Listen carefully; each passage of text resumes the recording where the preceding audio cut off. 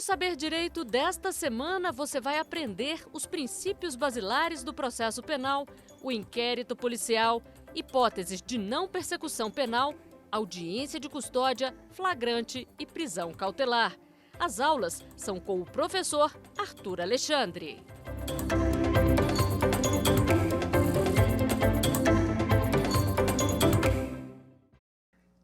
Olá, meu nome é Arthur, sou professor de Direito Penal, Direito Processual Penal e iremos, ao longo desses próximos dias, conversar um pouco sobre o direito processual penal. Iniciaremos trabalhando o direito processual penal do início. Vamos conversar sobre os princípios basilares do processo penal. E o princípio que dá o norte, traz as diretrizes do processo penal, não poderia ser outro senão o devido processo legal. O devido processo legal é a mãe de todos os princípios. E por que é a mãe de todos os princípios? Porque o devido processo legal nada mais é do que a exigência, a necessidade de que a regra seja cumprida. Ou seja, o devido processo legal, ele implica na necessidade de que a regra legal seja cumprida, seja determinada na condução dos fatores processuais ao longo da marcha processual. Isso quer dizer que durante o processo, todas aquelas etapas definidas pela lei, pelo Código de Processo Penal, pela legislação extravagante, todas essas etapas deverão ser respeitadas. E o devido processo legal, ele indica isso, essa necessidade de se respeitar as etapas e de que sejam cumpridos todos os movimentos previstos no Código Processual para que o processo se estabeleça de forma justa. E não é à toa que esse princípio ele está definido na Constituição Federal. Então, a Constituição Federal traz de uma forma, vamos dizer assim, dentro de um aspecto informal, o devido processo legal, ou seja, definindo que o processo seja efetivamente respeitado. E o devido processo legal, ou seja, o processo que é devido, aquilo que é exigido na lei, ele vem proposto ou vem definido em outros princípios, ou seja, ele vem carregado de outros princípios que também vão servir à necessidade do processo penal. Um dos principais princípios que partem do devido processo legal é o princípio do juiz natural. O princípio do juiz natural, ele tem ali uma visão da necessidade de que o processo seja conduzido pelo juiz correto, pelo juiz que é o juiz definido nas regras procedimentais. O Código de Processo Penal, a partir do artigo 70, ele traz uma série de situações que vão definir, então, quem é o juiz natural, quem é o juiz responsável por pelo julgamento de determinadas questões. E dentro desse escopo, dentro desse objetivo, traz lá uma regra geral, que é a regra de que o juiz natural é aquele que, do local aonde o crime se consumou, então, aonde o crime se consuma, então, o local em que aquele juiz deve ser o juiz processante. Essa é uma regra geral, mas isso não quer dizer que essa regra geral ela seja definitiva e absoluta. A gente tem outros regramentos que vão, em alguns momentos, quebrar essa regra geral de que o juízo processante é aquele juiz aonde o crime se consumou. E a gente tem, então, dentro dessa lógica, algumas outras etapas do juiz natural em que a gente tem a necessidade de deslocar esse juízo da regra geral para outras circunstâncias.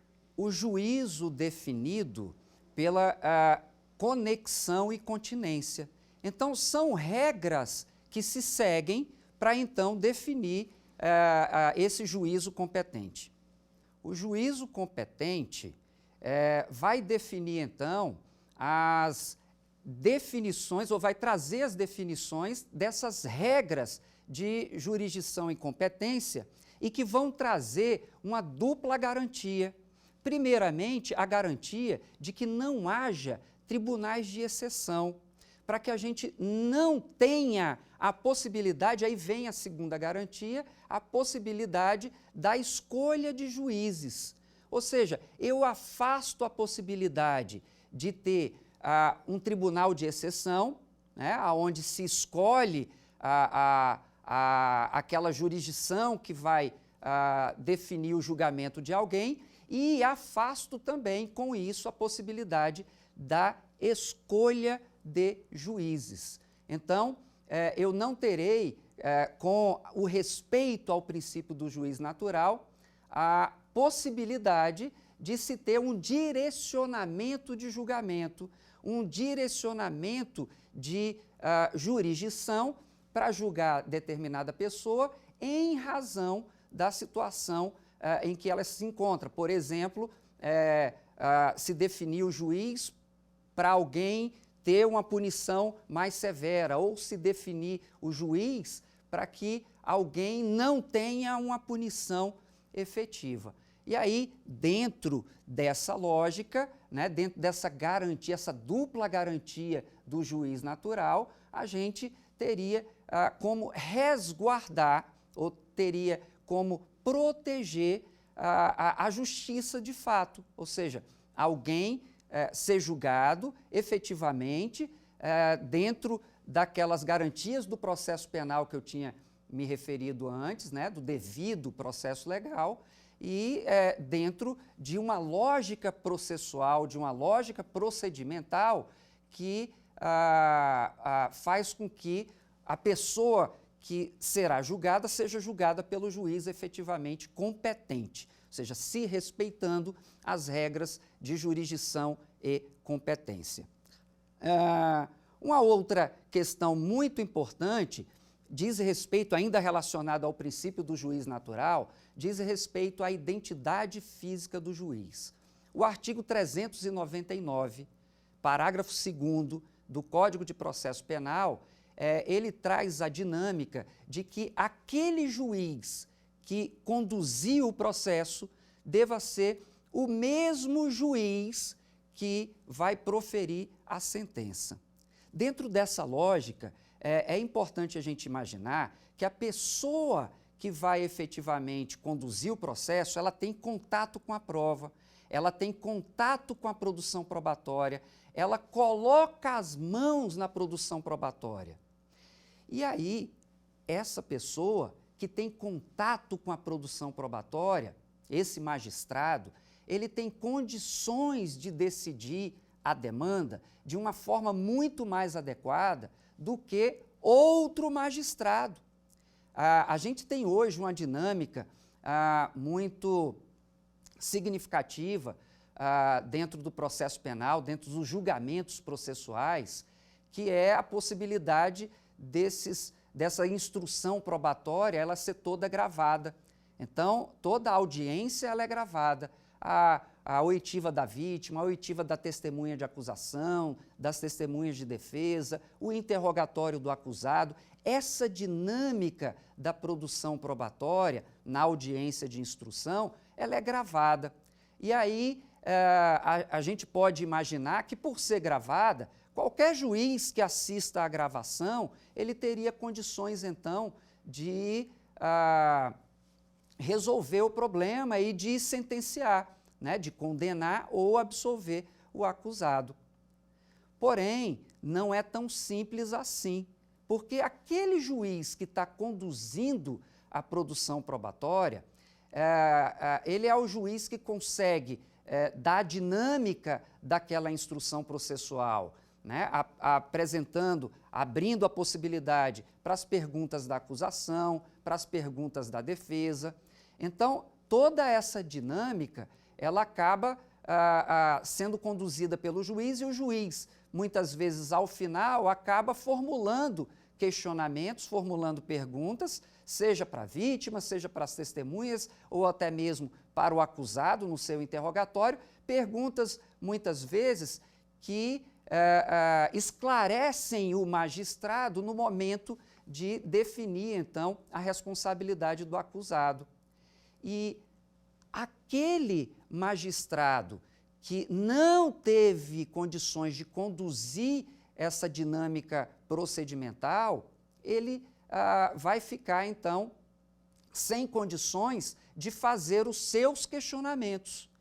Ou seja, aquele juiz que teve contato com a prova, ele tem muito mais condições de concluir de forma mais adequada a respeito da responsabilidade do acusado do que o juiz que não teve esse contato direto com a prova, esse juiz que não teve a oportunidade de conduzir essa instrução processual. E por isso a importância dessa regra da identidade física do juiz. A identidade física do juiz é um princípio calcado nesse artigo 390 do CPP, que está vinculado ao princípio do juiz natural, né? Então, dentro dessa dinâmica do juiz natural, a gente tem, então, o princípio da identidade física do juiz.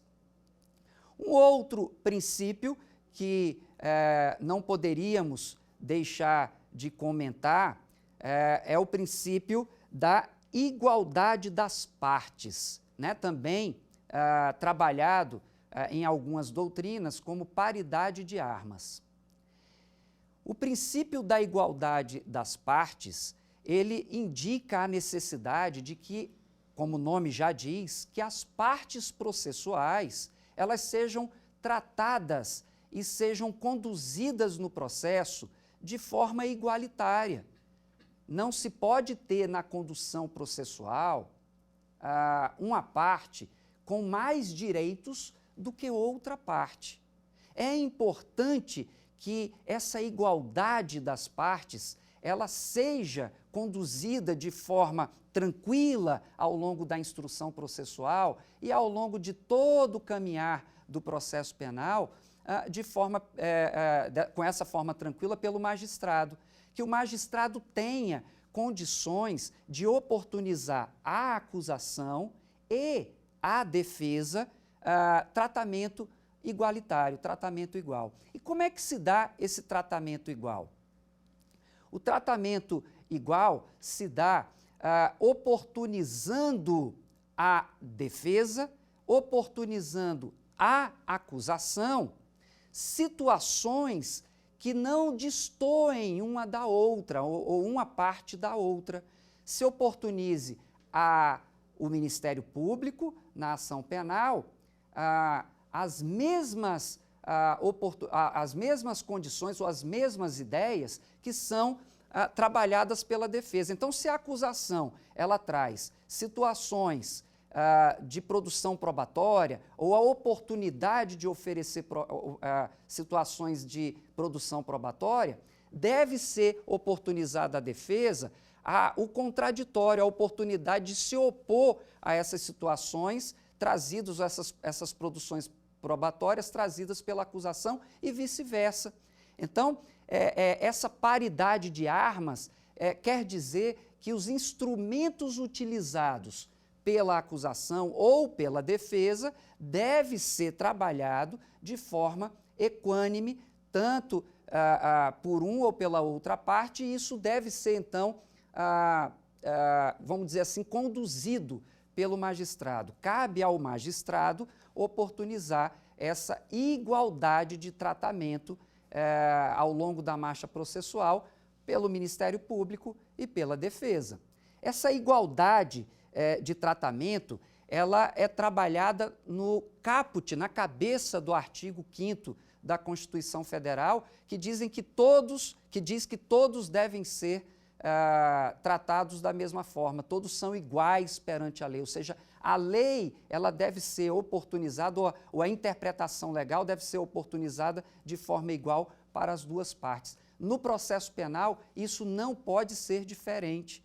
Deve ser dado, então, o tratamento igualitário, tanto para a acusação quanto para a defesa, né? Então, esse princípio da igualdade das partes, ele define muita coisa no processo penal. Ele traz a possibilidade de, no processo penal, a gente não ter a chance do tratamento injusto ou da produção probatória injusta, aonde eu produzo a prova somente para um lado, em detrimento de outro lado.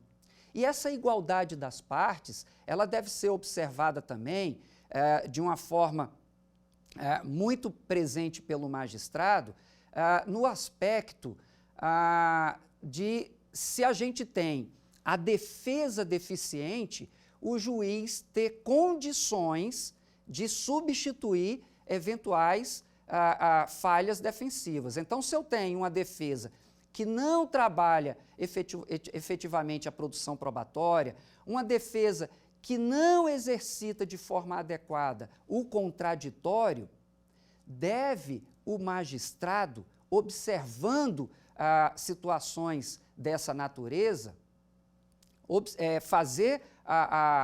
chamar a atenção da defesa nesse aspecto e, se não resolver, em último caso, até substituir essa defesa. São situações muito pontuais em que isso acontece, né? Mas, se acontecer, para que seja efetivamente garantida essa igualdade das partes, é importante que o juiz, atento a isso, faça a substituição caso seja necessário. Em sequência a essa ideia aí das situações principiológicas, a gente tem também o contraditório e ampla defesa. O contraditório e a ampla defesa estão relacionados, como eu já falei antes, a esse princípio da igualdade das partes. Ou seja, o princípio da igualdade das partes, ele exige que seja garantida a ampla defesa e ao contraditório. A ampla defesa está relacionada, como o nome já é bem indicativo, à defesa do acusado. Ou seja, a gente não tem ampla defesa para a parte acusatória, para o Ministério Público. A ampla defesa diz respeito, então, à possibilidade da defesa usar de forma ampla todos os meios permitidos no direito. Então, tudo aquilo que a lei, de alguma forma, autoriza para a produção probatória da defesa, deve ser garantido, então, a esse lado da lide processual. O contraditório, ele está relacionado às duas partes, tanto ao Ministério Público quanto à defesa. O que quer dizer o contraditório? A possibilidade, é dada a possibilidade para uma ou para outra parte de contraditar, de trazer uma contra-informação àquilo que é produzida pela parte contrária. Então, se a acusação ela traz uma informação, traz uma prova, traz um documento ao processo, é imprescindível que a defesa tenha acesso a essa informação e possa, então, se contrapor a essa informação, trazendo, então, situações que muitas vezes desconstituem aquela prova trazida pela parte contrária. Então, esse conjunto de princípios da ampla defesa e do contraditório, eles são importantes também para a formação da justiça, porque é com essas informações trazidas ali na dialética processual que o juiz vai ter condições de formar, então, o seu, vamos dizer assim, o seu conjunto de conclusões a respeito daqueles fatos. Ora, eu tenho as provas do Ministério Público, tenho as provas da defesa, essas provas foram trabalhadas pelas duas partes, as duas partes tiveram a oportunidade de trabalhar essas provas e, com isso, a gente tem, então, condições de oferecer ao magistrado, ao longo da marcha processual, a oportunidade de concluir da forma mais adequada a responsabilidade do acusado naquele processo criminal. Ou seja, se o acusado, ao final do processo, vai ser julgado culpado ou vai ser julgado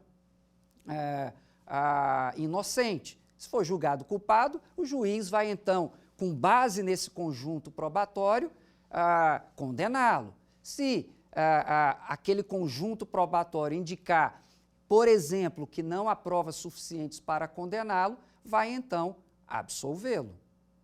E essa é a dinâmica, então, que se estabelece dentro dessa dialética processual, aonde a acusação tem a sua oportunidade, a defesa também tem a sua oportunidade, trabalhando de forma igualitária, né, e seguindo os procedimentos previstos em lei. Né? Então, a gente viu que essa necessidade do respeito às regras processuais, devido processo legal, a gente passou, então, pela necessidade de se ter um juiz natural competente, esse juiz natural competente que vai definir, então, né, dentro dessas regras de competência, né, esse juiz que não vai ser um juiz escolhido por ninguém, esse juiz vai ter, então, condições de estabelecer a igualdade das partes, e essa igualdade das partes, vejam que eu estou ligando um princípio no outro, vai permitir, então, o exercício efetivo da ampla defesa e o exercício efetivo do contraditório. É aquilo que eu estava mencionando, que isso tudo, então, ajuda a construir a dialética processual, né? Onde eu tenho, então, a oportunidade de se estabelecer essas circunstâncias de forma igualitária para as duas partes.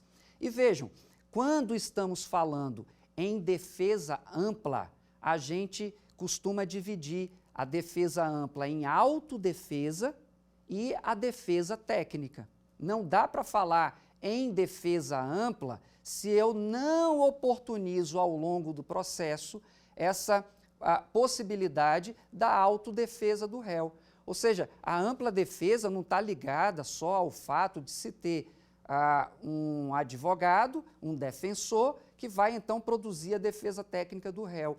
É importante que se dê oportunidade ao réu para que ele exerça de forma adequada a sua defesa pessoal, a chamada autodefesa. Essa autodefesa, ela parte da oportunidade de, no interrogatório, do réu poder se abster de falar alguma coisa, né, ou de falar tudo que interesse ele a falar.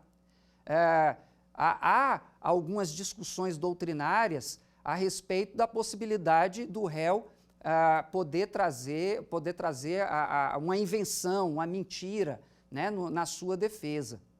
Essa discussão ela não faz muito sentido porque dentro desse âmbito da autodefesa, se é uma defesa, ele não está ali para testemunhar nada, ele está ali para falar sobre aqueles fatos ao qual o Ministério Público lhe imputou o crime e trabalhar aquilo da forma que ele achar melhor. Né? Então, se o acusado compreende dentro ali da dinâmica dos fatos, da dinâmica da produção probatória, que se encerrou ali com o seu interrogatório, ele entender que acabar trazendo uma versão fantasiosa para os fatos é importante para a sua defesa, ele pode trazer. Né? Isso não pode gerar nenhum tipo de consequência para ele. Como também não pode gerar nenhum tipo de consequência para ele o fato, por exemplo, dele exercer o seu direito de permanecer calado. Então, o direito de permanecer calado do acusado está ligado, então, ao princípio da sua ampla defesa. Ou seja, ele usar a sua autodefesa da forma como entender melhor. Então, o conjunto da ampla defesa está ligado ao exercício da defesa técnica e ao exercício da autodefesa. A defesa técnica, ela é exercida por um advogado. O advogado que é o advogado da Defensoria Pública, é o advogado da assistência judiciária gratuita ou um advogado constituído pelo próprio acusado.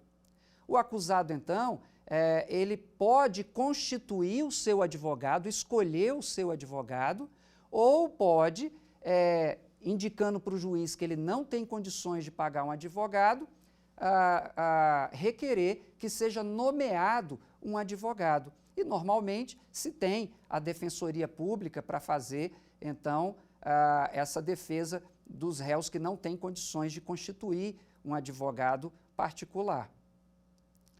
Então, dentro dessa dinâmica, a gente constitui esse conjunto de ações dentro do processo que vai se denominar, então, de ampla defesa. Último comentário ainda a respeito dessas questões principiológicas tem relação, então, com o estado de inocência, trabalhado por várias doutrinas como princípio da presunção de inocência, que se costuma chamar de estado de inocência em razão das críticas que são feitas muitas vezes a essa denominação, né? Princípio da ampla defesa, ou princípio da presunção de inocência. O princípio da presunção de inocência muitas vezes é mal visto porque se tem a ideia de que antes mesmo do processo se iniciar, né, ou antes mesmo do réu apresentar a sua defesa, ele já deva ser considerado inocente.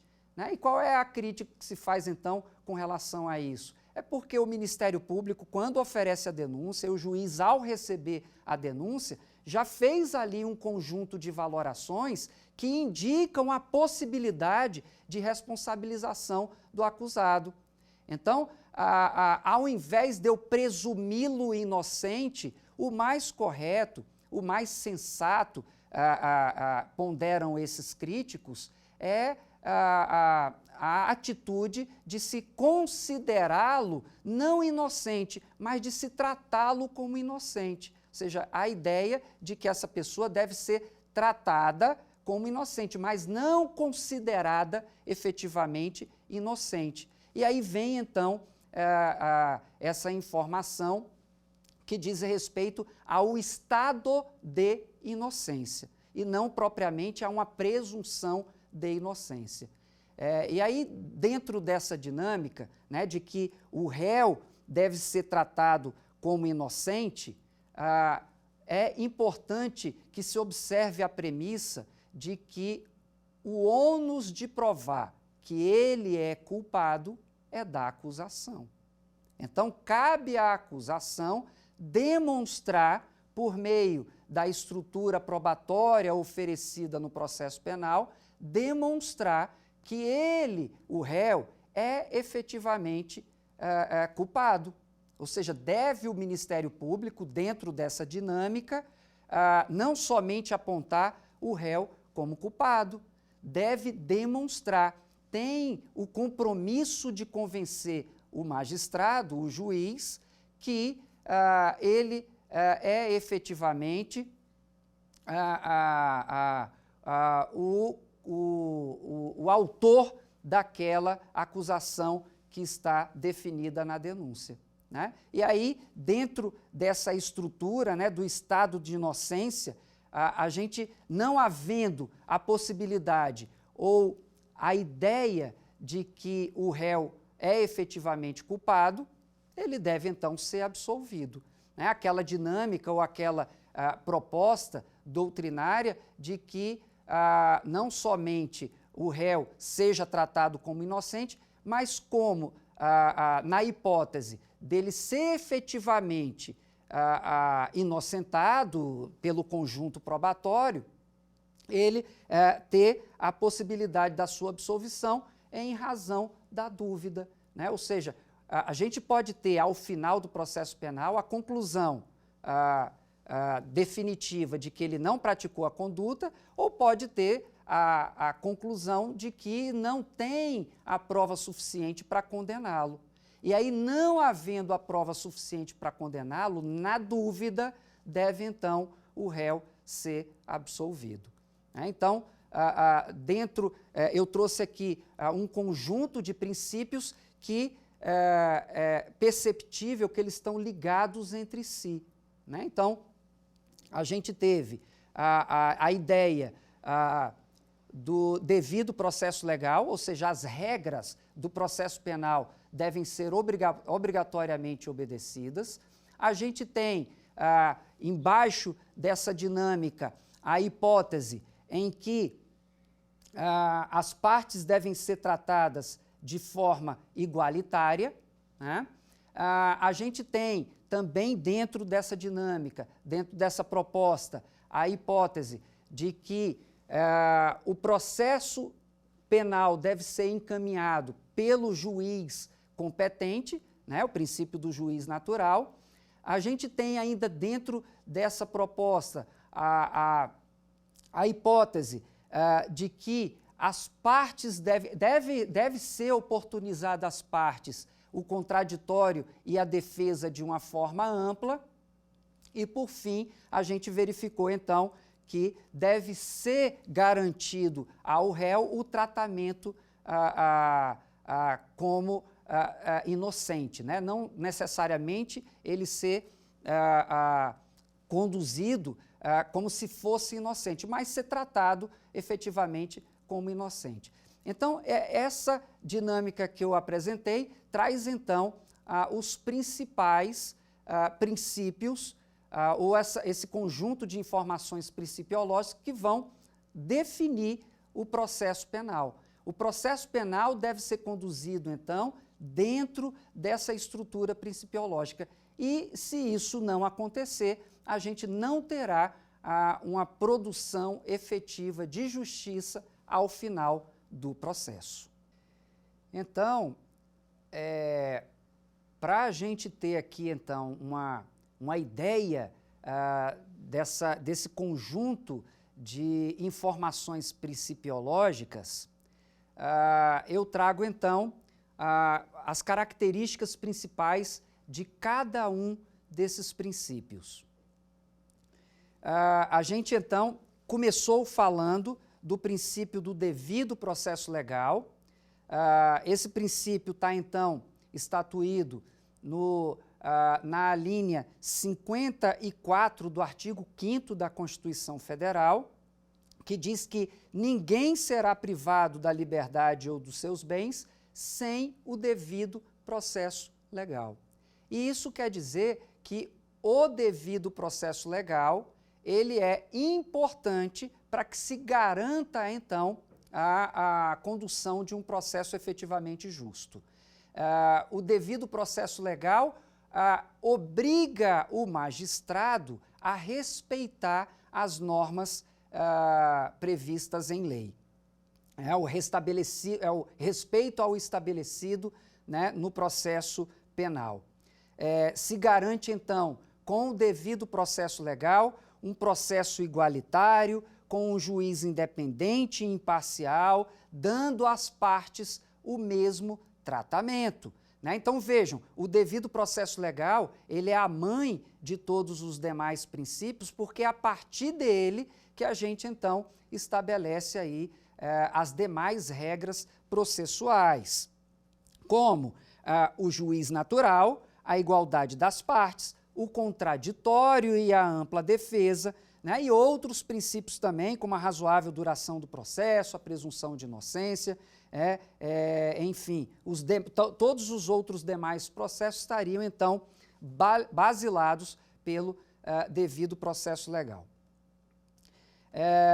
Nós comentamos também, trabalhamos o princípio do juiz natural, né? O princípio do juiz natural traz, então, essa necessidade dos respeitos às regras de jurisdição e competência, traz, então, essa dinâmica de se dar uma dupla garantia ao jurisdicionado, né? A garantia da vedação do tribunal de exceção e a garantia da proibição da escolha de juízes. Né? O que seria essa vedação do tribunal de exceção? Né? Não trazer, então, como consequência a escolha de determinado juízo, né? Ou de determinado tribunal para julgar aquele réu ou determinado crime. Né? E a proibição da escolha de juízes, né? Para que não se tenha juízes apontados de forma, vamos dizer assim, específica para julgar determinada pessoa. E a gente trouxe também a ideia da identidade física do juiz, ou seja, aquela hipótese em que, conforme traz a previsão do Código de Processo Penal, o juiz que conduzia a instrução não deva ser o juiz que vai, então, proferir a sentença. Né? Então, o juiz que profere a sentença deve ser o mesmo que trabalhou toda a produção probatória. E isso, então, dá uma garantia ainda maior para a formação da justiça. Passamos também pelo princípio da igualdade das partes, né, que também eu chamei de paridade de armas, que está no caput do artigo 5º da Constituição Federal, né, e que traz, então, a ideia de que acusação e defesa devem estar em igualdade de condições processuais. Né? Isso quer dizer que essas partes no processo, elas devem, então, não devem ter tratamento distintos, devem ter, então, um tratamento igualitário. Isso traz, então, trazendo aqui a ideia de um princípio para o outro, a garantia do contraditório e da ampla defesa. Então, o contraditório, que é uma garantia para as duas partes no processo, seja para acusação, seja para defesa, né? E além de ser uma garantia para as duas partes no processo, a possibilidade de uma parte ter a oportunidade de se manifestar sobre as alegações ou as provas produzidas pela parte contrária.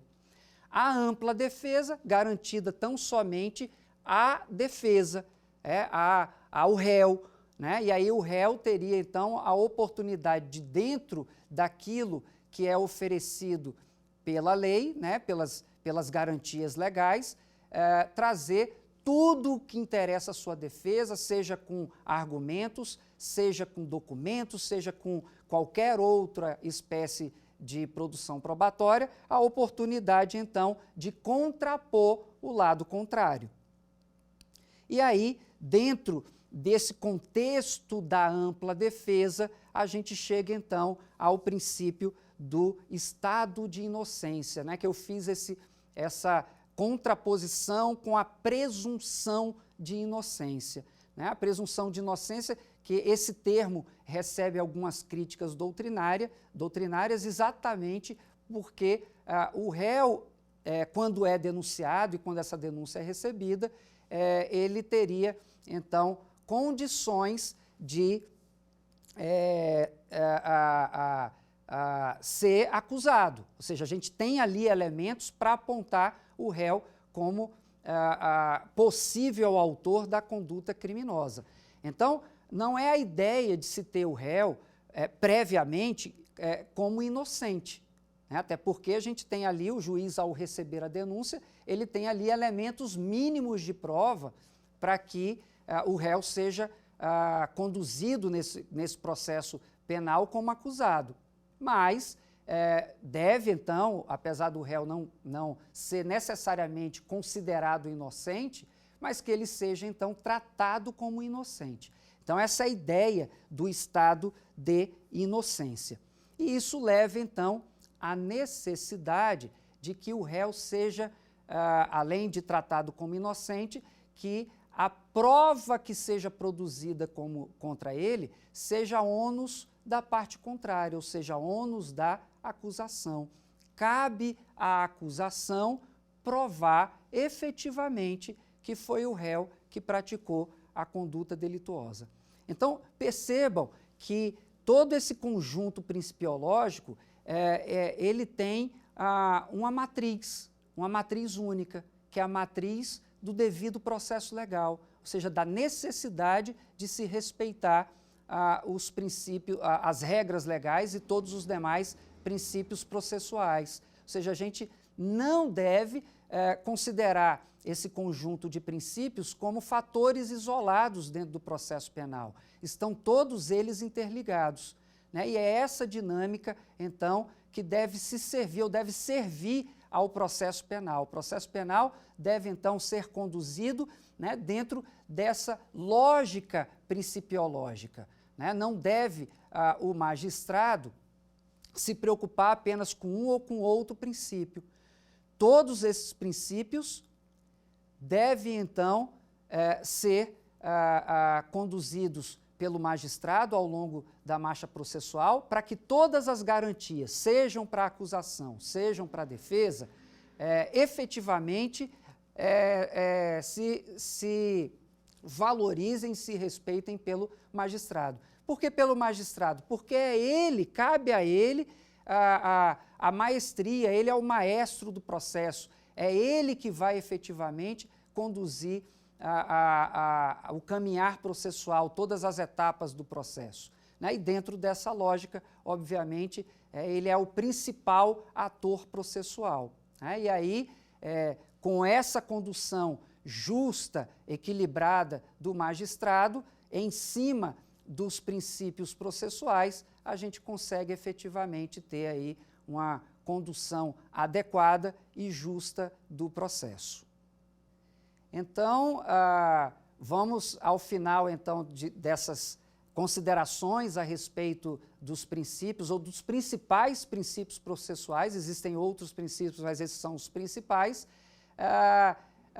Verificar, então, alguns questionamentos, algumas perguntas a respeito dessas ideias que eu trouxe aqui para vocês no dia de hoje.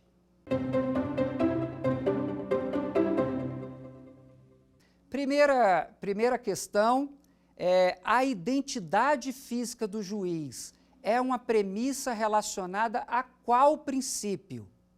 Letra A, devido processo legal. Letra B, juiz natural.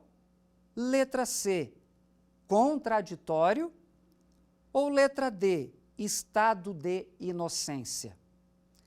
Então, vocês já têm condições, a partir do que a gente trabalhou, de responder esse questionamento? A resposta correta é a letra B, o juiz natural. Por quê? Né? A identidade física do juiz, ela está relacionada à ideia de que o juiz que conduziu a produção probatória deve ser o juiz que vai, então,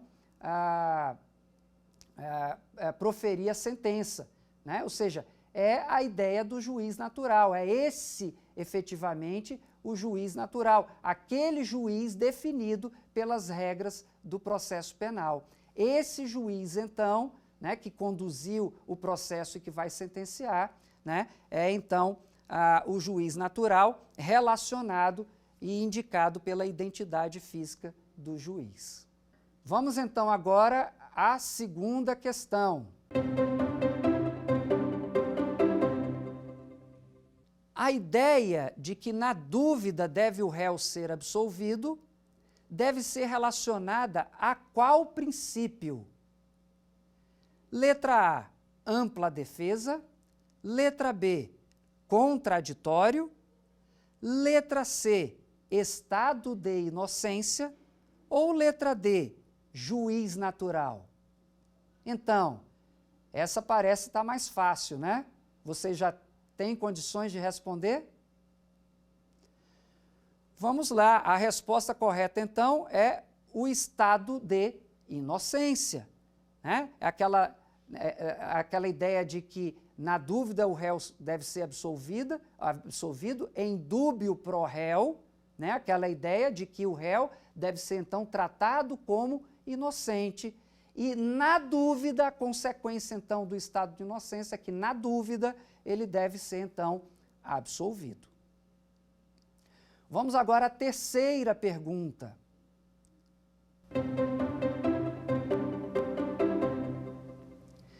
Vedação a tribunais de exceção tem relação direta com, letra A, ampla defesa, letra B, estado de inocência, letra C, juiz natural e letra D, igualdade das partes. Então, vocês já conseguem responder a questão?